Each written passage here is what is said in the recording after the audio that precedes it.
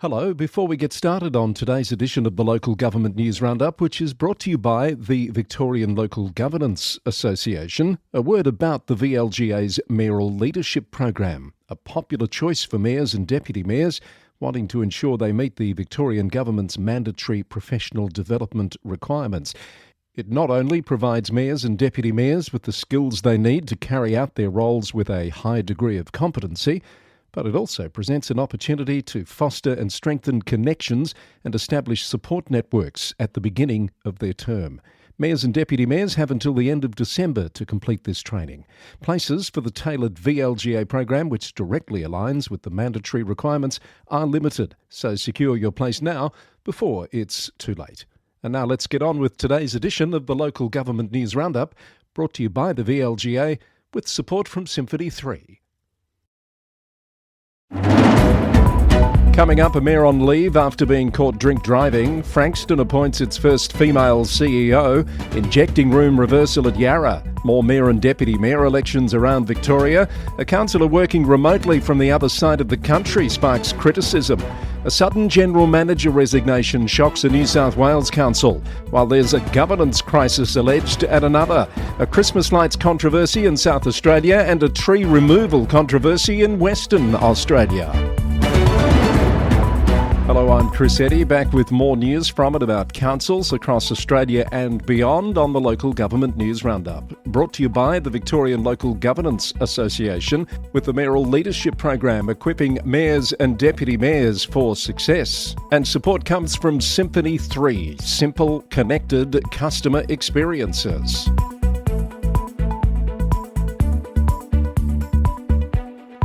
It's Friday the 14th of November. Thanks for joining me for the podcast. Heading today's edition, the Mayor of Macedon Ranges Shire Council, Dom Bonanno, has admitted to drink driving and speeding in the mayoral vehicle on the 31st of October.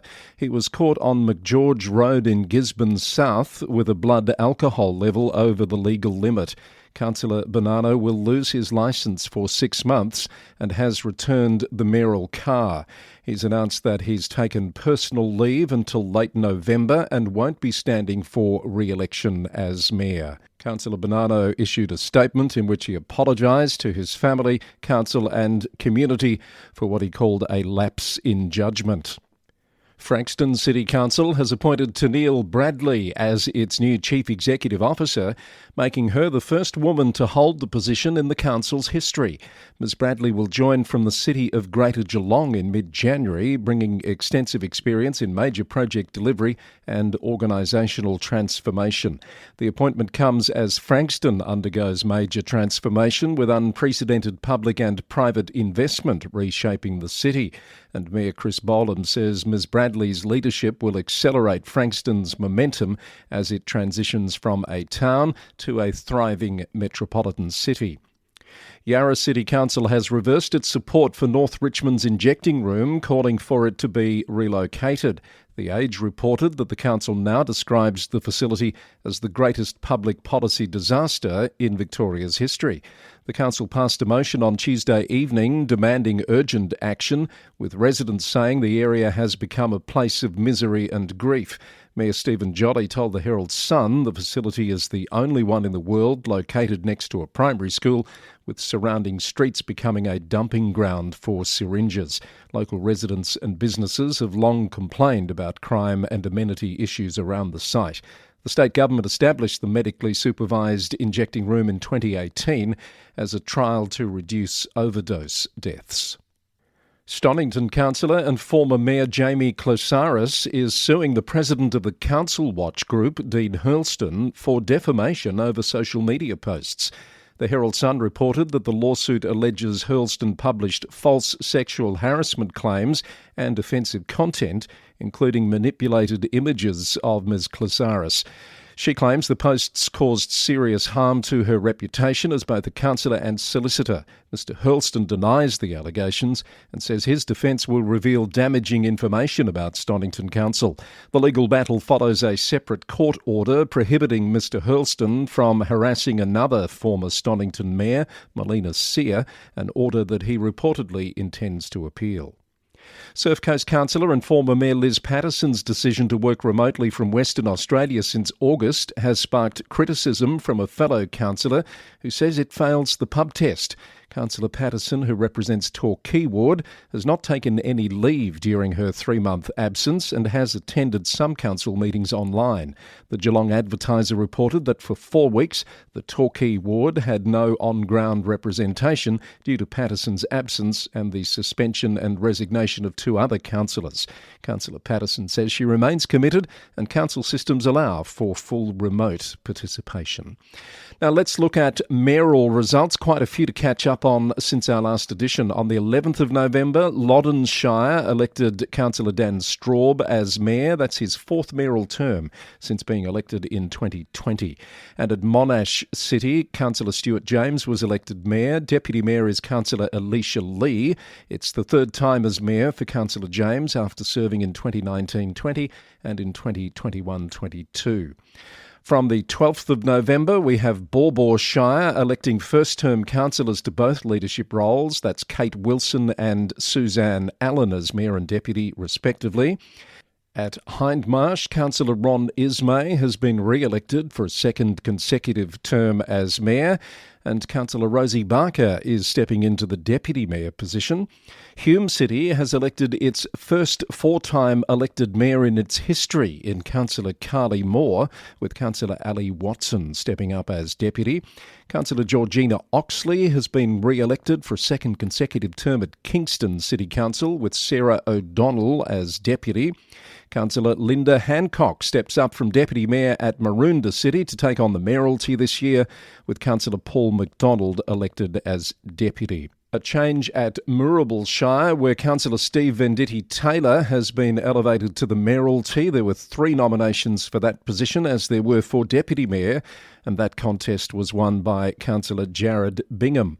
Port Phillip City has elected Councillor Alex Macon as its mayor. First time for him in that role at Port Phillip, but he was previously the mayor of Maroondah in 2010 and one of the state's youngest at the time. Councillor Brian Mears has been elected as deputy mayor of Port Phillip. Whitehorse Council has elected a fresh team in Councillor Kirsten Langford and Councillor Kieran Simpson as mayor and deputy mayor respectively. A return to the mayoralty at Wyndham for Councillor Josh Gilligan. He last held the position in 2019-20 and at that time was the city's youngest mayor. He's back in the mayoral robes with Deputy Mayor Councillor Preet Singh. Yarra City has gone for continuity, electing Councillor Stephen Jolly for a 2nd consecutive term as mayor, with Sharon Harrison taking on the deputy mayor position. And at Yarra-Yambiack Shire, Councillor Andrew McLean steps up from the deputy position last year to mayor this year, with Corrine Heinz to serve as deputy mayor. And one result from last night to share with you, Councillor Sophie Tan has been elected as the mayor of Greater Dandenong City. She was the deputy mayor last year. The council's youngest councillor takes on the deputy mayor role. That's Councillor Philip Darn. Both councillors were the only ones nominated for their respective positions. If you'd like to keep up to date with those results as they come in, there is a list on the LG News Roundup website of Victorian mayors. We'll keep you informed, of course, too, on future editions of the Roundup. Now let's catch up on a few other stories quickly out of Victoria. A follow-up from a story earlier this week. Kingston Council held a special council meeting at which it considered a recommendation from municipal monitors to adopt role statements for the office of Mayor and Deputy. After some considerable debate, a motion to adopt the role statements was lost on the casting vote of the chair, Mayor Georgina Oxley. A subsequent motion to refer the statements to a Governance and Policy Committee for review was adopted by the council.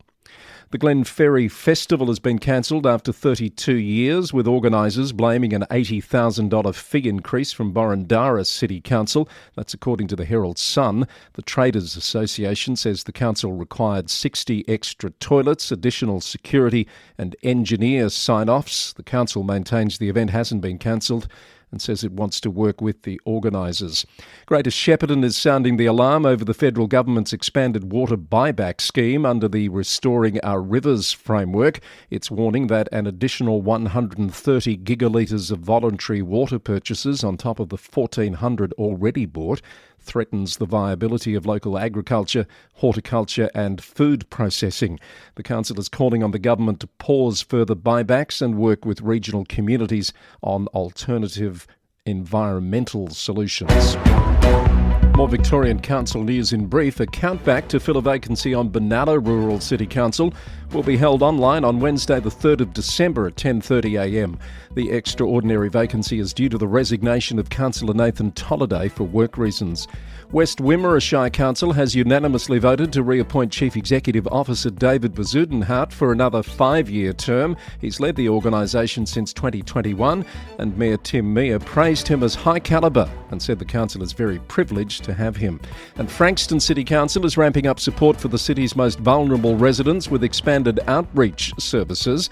The Monash University Social Work Clinic will now operate 3 days a week and open a second site. And the council is also providing $12,000 to the Frankston Life Street Chaplaincy Program, which uses trained volunteers to offer practical help and emotional support on the streets. And support for the Roundup comes from Symphony 3, helping councils provide easier and faster access to services. One of those is Brimbank Council in Victoria, where smart glue integration is helping their team replace a maze of disconnected tools with one connected workflow. You can talk to the team at Symphony 3 to find out more about how smart glue can help your council provide simple, connected customer experiences. Heading today's New South Wales report, Hornsby Shire Council has accepted the resignation of General Manager Stephen Head, who is stepping down after 6 years in the role for personal reasons. The Chronicle reported that the resignation came suddenly at a council meeting this week, taking councillors by surprise. During his tenure since 2018, Mr Head oversaw major projects, including the Hornsby Town Centre Master Plan and the Hornsby Park Transformation. Glenn Magus, Director of Corporate Support, has been appointed as Acting General Manager to ensure continuity during a transition period. There are reports of a governance crisis at Clarence Valley Council, where councillors have called for a reset, according to the Northern Rivers Times. Councillor Christy Yeager has proposed a workshop to clarify the roles of the General Manager and councillors following a chaotic extraordinary meeting. 2 councillors walked out of that meeting, which was called to respond to parliamentary criticism from Greens MLC Dr Amanda Cohn. Councillor Lynn Cairn says the Mayor should have sought an independent investigation into the allegations rather than attacking Dr Cohn. The tension centre on transparency concerns, including legal disputes and the controversial termination of caravan park sites. Shellharbour Council is divided over a motion calling for urgent repairs to the historic Shellharbour breakwater, according to Region Illawarra. Councillors Kelly Marsh and Craig Ridding pushed for formal action to address the monument's degradation, with the motion passing on the acting mayor's deciding vote. The breakwater is managed by Transport for New South Wales Maritime Infrastructure and not the council. Yass Valley Council has decided to defer a decision about a special rate variation consultation process while it undertakes a deeper review of alternative financial options. The council has directed further work be done to identify efficiency measures, explore non-rate income opportunities and verify the rating database. The council will also update growth projections and conduct modelling of longer-term SRV options if still required. A report on the findings will be presented to the council in March. The City of Ryde has raised urgent concerns with the New South Wales Department of Planning over a proposed Woolworths development in Gladesville. The council says the project features excessive building height and density with inadequate affordable housing provisions. The development is part of significant growth across the local area, raising fears about cumulative impacts on transport and infrastructure. The South Coast News has sat down to talk with Mark Ferguson, the newly appointed General Manager of Yarra Shire Council. Mr Ferguson had been acting in the role since April and is a former GM of Coffs Harbour, Pittwater and Northern Beaches councils. He told the paper that Yarra offered the challenge he was looking for for after decades in the sector. The City of Parramatta Council is calling for an exemption from the Housing Delivery Authority process due to its strong track record on housing targets. The council has exceeded its 5-year housing targets by 126%. Lord Mayor Martin Zeta says the HDA risks creating an infrastructure deficit, with 7,500 dwellings already proposed beyond current planning frameworks. Kempsey Shire Council is developing a coordinated response to complex social issues, including homelessness, community safety and management of public spaces. The council is exploring a multi-agency roundtable to bring together state government departments, police and local service providers for better collaboration. And Northern Sydney councils have come together to tackle the housing crisis while preserving community character. The Northern Sydney Regional Organisation of Councils hosted a forum this week, bringing together mayors, councillors and Planning Minister Paul Scully. The councils are pushing for strategic planning that includes affordable housing, essential infrastructure and protection of heritage and green spaces.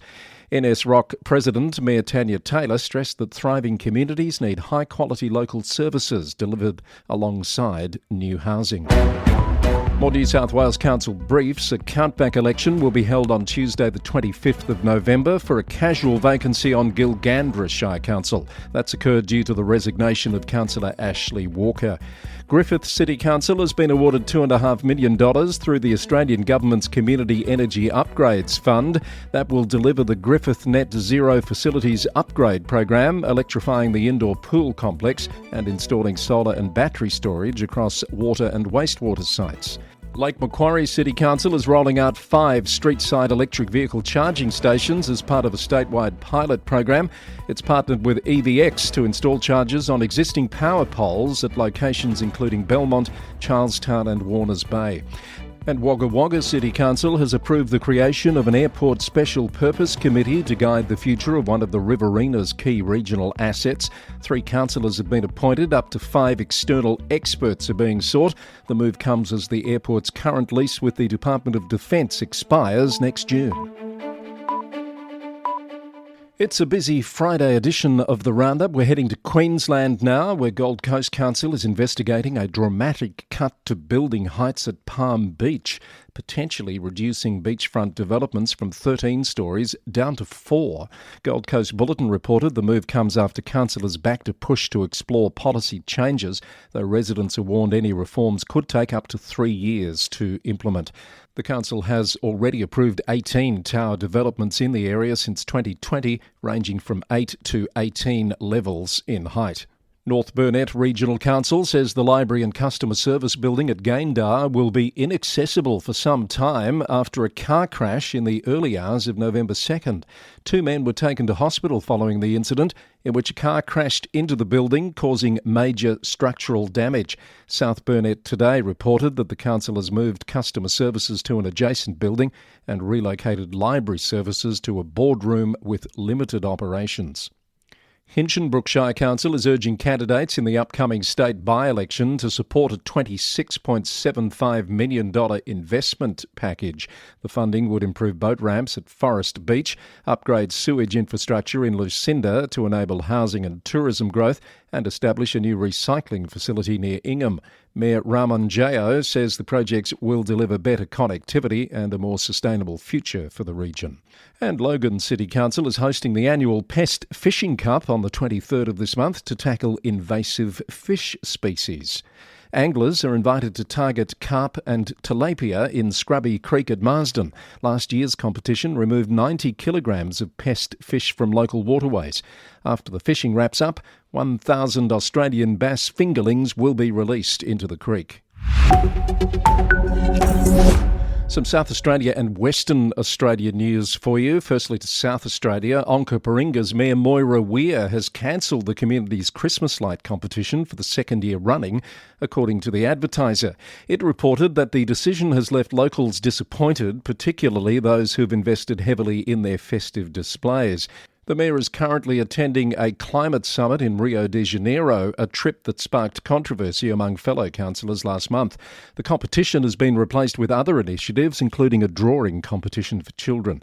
An urgent motion was raised at this week's council meeting to reinstate the competition, but that was lost by 6 votes to 4 after a heated debate. And in a curious twist, reported by the Advertiser today, the council's deputy mayor, Lauren Dew, is believed to be promoting her own South Coast Christmas lights competition and has not commented on whether she should have declared a conflict of interest ahead of the council decision on Tuesday night.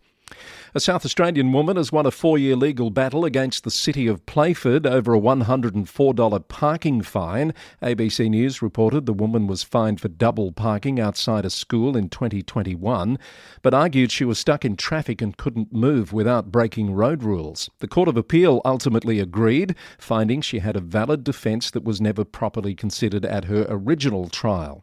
The council withdrew the charge and was ordered to pay over $10,000 of her costs, which amounted to more than $50,000. The council says it pursued the case to protect the integrity of South Australia's expiation system. Wattle Range Council is demanding a public briefing from state mining officials after expressing dissatisfaction with Energy Minister Tom Koutson-Tonis, according to SE Voice. The council has called for all mineral mining proposals in the region to be halted pending an independent scientific assessment. Councillors say the minister failed to address their concerns about protecting local water resources and the forestry industry, and they're pushing for independent oversight. And Flinders Ranges Council is seeking expressions of interest for a comprehensive brand and logo refresh. The nearly 30-year-old logo will be modernised while maintaining recognisability and the current blue colour scheme with ochre tones. Expressions of interest close at 5 p.m. on Thursday the 20th of November. And to Western Australia now, the town of Victoria Park has discovered 46 trees were mistakenly removed during the redevelopment of Elizabeth Bailey Park and its hospitality precinct. Only 11 trees were approved for removal due to poor health or safety requirements. Mayor Karen Vernon called the discovery deeply disappointing and very embarrassing for the council, which prides itself on environmental stewardship. She's apologised and the council is investigating what went wrong with site management and will plant more than 94 new trees to offset the losses. The city of Belmont has been accused of censoring community voices after editing council meeting footage, according to Perth Now. A question from a resident about a seniors club bus contract was removed from both the YouTube live stream and official minutes. The Belmont Resident and Ratepayer Action Group says the editing amounts to censorship. The city has defended its action, citing confidentiality provisions. And the city of Stirling has voted to ban fishing around 16 lakes and wetlands after reports of wildlife being injured by fishing hooks. Perth Now reported the move follows RSPCA reports of 7 cases of animals hurt near Roseley and Frankston lakes, including allegations that miners deliberately hooked a black swan. The proposal expanded during a heated council debate that Mayor Mark Irwin called a complete mess. All councillors except the mayor voted for the ban, which will go to community consultation early next year. Finally now for our global report, some stories of interest from other parts of the world. Firstly, in New Zealand, an Australian mayor has warned New Zealand councils about the dangers of rates capping. Sue Hines from Northern Beaches Council in New South Wales told a meeting in Wellington that the 40-year-old system in New South Wales has led to reduced services and delayed infrastructure repairs. She said councils are facing difficult choices between fixing critical issues like collapsing seawalls or unsafe community centres. Wellington and Wairarapa mayors have expressed concern about introducing such a system in New Zealand. The local government minister Simon Watts has said he'll advance rate cap policy discussions before year's end, according to One News. In the UK, asylum seekers will continue living at the Bell Hotel in Epping after a council lost its High Court battle to remove them. Epping Forest District Council argued the hotel owner flouted planning rules, but the judge dismissed the claim. The hotel has housed 138 asylum seekers and became the focus of protests over the summer following a sexual offence case. The Home Office says the ruling allows it to continue closing asylum hotels in an orderly program. English district councils are losing £268 million a year due to a government funding freeze on temporary accommodation support. The District Councils network says the average authority is down £1.6 million annually, enough money to build over 1,100 social homes across district areas. Fresh analysis reveals the freeze is draining cash-strapped councils at an alarming rate, and the shortfall is having a major impact on housing provision. And UK local authorities have spent at least £70,000 removing unauthorised flags from public spaces after the Operation Raise the Colours campaign. The Observer sent more than 380 FOI requests to councils, finding that Medway Council alone spent over £11,000 taking down 727 flags. Yorkshire councils forked out more than £30,000 on removals. Cash-strapped authorities say the costs are adding to their financial pressures. From the US, in Washington state, Spokane City Council has voted 6-1 to uphold the Mayor Lisa Brown's emergency order, providing resources for homeless residents. The spokesman reported the declaration allows the city to bypass normal contracting processes to quickly fund 50 shelter beds and homeless outreach teams. The emergency measure comes amid federal food assistance cuts and new anti-camping enforcement powers for police. In Delaware, Wilmington City Council has passed a resolution calling on city departments to cut ties with any entities collaborating with the Immigration and Customs Enforcement Department. USA Today reported that the move targets companies like Avello Airlines, which operates from Wilmington Airport and has been used for ICE deportations. Council member Shanae Darby says the resolution is a preventative measure to ensure public dollars don't support immigration enforcement operations. All 13 council members voted in favour, though the resolution doesn't change city code. And finally, a couple of stories from Canada. The city of Vancouver is preparing to cut around 400 positions to accommodate the Mayor Ken Sims' property tax freeze for next year. 2/3 of the cuts are expected to hit unionised workers as the city searches for $120 million in savings, according to CTV News. Staff had recommended a 5 to 6% tax increase to maintain services, but the council majority voted for the freeze instead. Union leaders have warned the cuts will have far-reaching consequences for public services across Vancouver. And the Canadian Taxpayers Federation is demanding that the City of Winnipeg cancel its in-house podcast after spending nearly $35,000 on production. The show, Our City, Our Podcast, has just 81 subscribers. The city has defended the podcast, but officials have not commented on whether it will continue. Critics call it a failure that's wasting taxpayer money on content nobody's watching. If anyone from the city of Winnipeg is listening, I can put you onto some folks that can help you produce a podcast for a fraction of that price. But anyway, that's all we have for you today on this Friday edition of the Local Government News Roundup. It's been good to have you with us. My thanks to the Victorian Local Governance Association for its ongoing support for the podcast, as well as from Symphony 3, providing simple, connected customer experiences. The show is recorded in the city of Greater Geelong in Victoria on the land of the Wadawurrung people of the Kulin Nation, and we usually come your way every Monday, Wednesday and Friday. But we're taking a short break. There'll be no edition on Monday. Our next episode, look out for it on Wednesday of next week. Until then, thanks for listening and bye for now.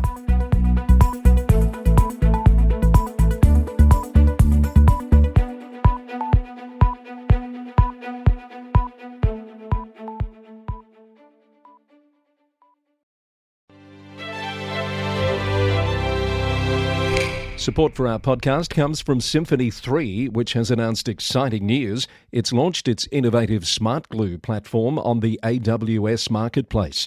That makes the secure and affordable integration solution accessible to government agencies worldwide.